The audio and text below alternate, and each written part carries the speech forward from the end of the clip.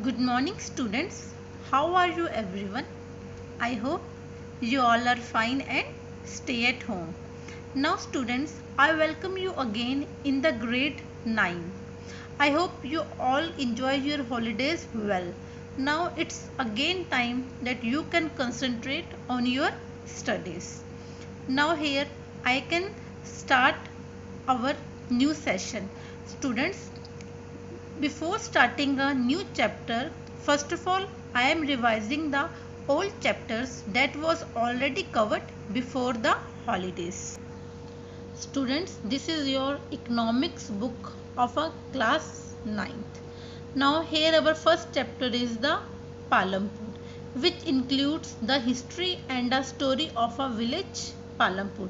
This chapter we was already covered before the holidays, but here we can again revising the chapter.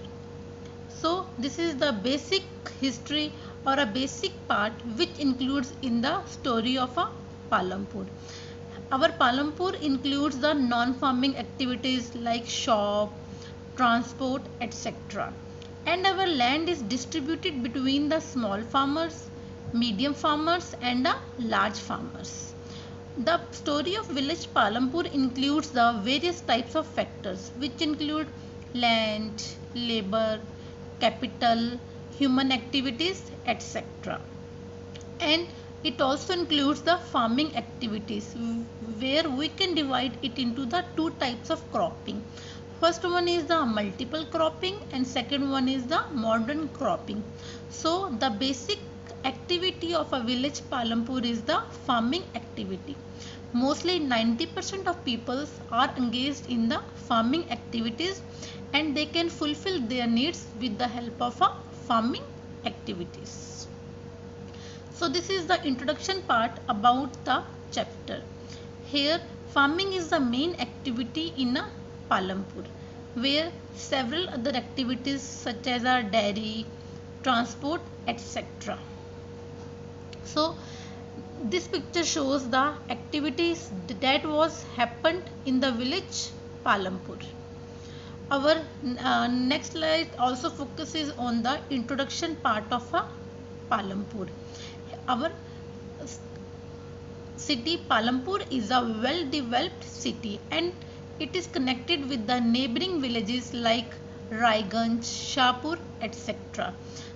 It includes two types of activity. First one is the farm activity and second one is the non-farm activities. So this slide shows that the production of a farmers, they can use the two types of methods for the production. First one is the multiple cropping and second one is the modern farming method. Now students, come to the second chapter which includes the people as a resources. Here the meaning of people means human beings and the resources includes the 5 type of M's like men, machine, material, market and money. First of all, the overview of a chapter means what are the things included in the chapter people as resources. This chapter focuses on the population. It says that human being is a very valuable asset for an economy.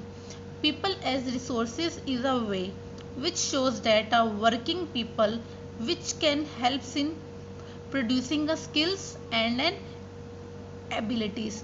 So our main motive is that we can educate the human being, so in return students, the conclusion of this chapter is that human capital can be increased through education and training. So it is a very important that we can invest more in the human capital. Now let's come to the next chapter, that is the democracy and democratic rights. First of all, the meaning of a democracy. It refers to a process which means a government is elected of the people, for the people and by the people. So according to our law or our constitution says that democracy is a process which says that every individual have a equal right in participate in the Indian constitution or in the law of our country. Now next is the democratic rights. There are various types of rights that was made by our law. First of all, meaning of rights. Students, we live in a society. Our society is a very vast society which includes different type of religions, caste, genders, etc. So the facilities and opportunities provided by the society for the development of our citizens, this is called the rights. Next one is the fundamental rights. There are various types of rights that was given by our constitutions. Rights are called the fundamental rights. Why?